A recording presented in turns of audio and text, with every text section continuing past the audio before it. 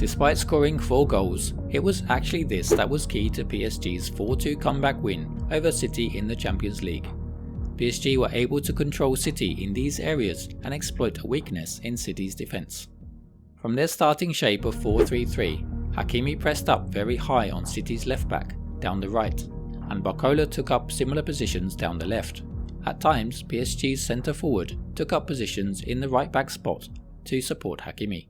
From here, PSG were able to dominate the centre of the park with a box midfield. The positions of the forwards at the top of the box forced the City centre-backs to press up to try to prevent an overload, leaving huge holes in the back line, which could have seen the wide attackers make diagonal runs behind their marker into these central channels. Doué, who earlier took up positions at right back, was in space because Savinho had to move infield to cover the PSG forwards, so that City's centre-backs could move back and cover the spaces in their defence. Savinho was often caught with 2 players to press from City's 4-1-4-1 defensive block. When he jumped to press the third centre-back, it left the wide areas open. This meant that the City left-back, Guardiola, had to press the wide player, leaving Diaz to shuffle over and cover the winger, which was usually Hakimi. But with support from PSG's midfielder, they were able to create a 3 versus 2 and progress the ball down the channel with clever rotations. PSG positioned their forwards between City's defensive lines. Hakimi's positioning wide on the right permitted switches of play, as he was always in space with the defenders occupied. These switches meant that the left back had to press the ball. This left space to exploit in the half spaces, because Savinho was late covering these runs. PSG left back Mendes moved up on the left, and his position was taken up by Fabian Ruiz, dropping into the left half space. Mendes' high position meant that Barcola could move to the inside channel. This saw PSG occupy all of City's back 3 man for man during the match and dominate possession. Barcola dropped from his marker to link up with the left back, and from this PSG were able to create a 2 versus 1 on Nunes. PSG played with so much width while also concentrating their play through the centre, with players between the lines. By keeping Hakimi and Mendes on the touchline, PSG always had a pass to a spare player. City allowed this by not pressing aggressively, and when PSG found their wide players, they were quickly supported in the inside channels, creating overloads where they could get to the byline and cross.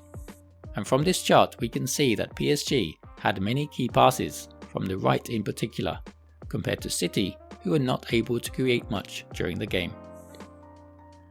The positioning of the PSG forwards on the edge of the penalty box, and with support from the wide players a little deeper, constantly forced the City left back to press reluctantly, because he knew it opened up space for PSG. However, the introduction of Grealish in the second half helped to protect the left-hand side, because he started to track the player in the half spaces. PSG's 3-2-2-3 shape was key to their first goal, and the speed of Barcola of course. The number 8s are positioned in the half spaces, and as the ball is played wide, the number 8s drop into the space and is unmarked in the channel. This is because City are defending in a 4-1-4-1 shape, leaving space either side of the single pivot. A 4-4-2 block probably would have prevented this. This pulls Akanji out from the back line, leaving space and also leaving Barcola 1v1. A clever feint means that Barcola can now attack that space at speed, leading to Dembele's goal.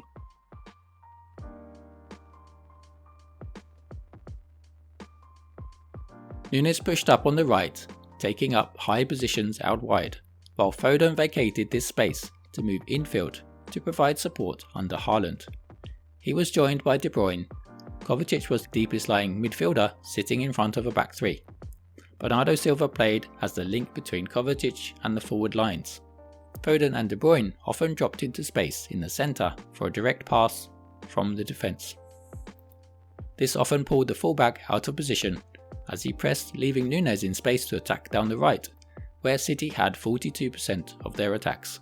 City lost possession 13 times in their own half in the first half, compared to PSG, who lost possession 7 times. In the second half we can see that Ederson started to go much longer with his distribution. which actually led to City not being able to build consistent possession. City also wanted to create overloads on the wings, especially on the right, but PSG were very adept at closing off routes into their third of the pitch, with Barcola slotting into a back five and assisting Mendes, and the midfielders shuffling over to close off the routes infield. City got De Bruyne and Foden between the lines to support Haaland, with Nunes and Savinho providing the width, in a similar way to PSG.